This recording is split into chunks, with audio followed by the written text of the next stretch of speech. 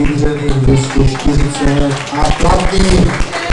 A máme zde poslední hře, přidáme 2,5 kg, CDčko tam nahodné.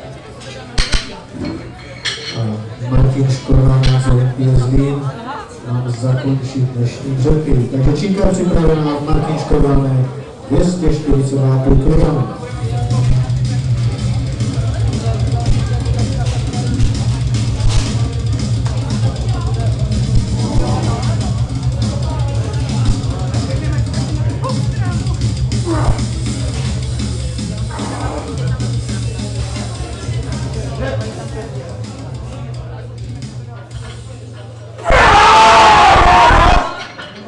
Takže poslední pokus dneska ve dřepu a platný.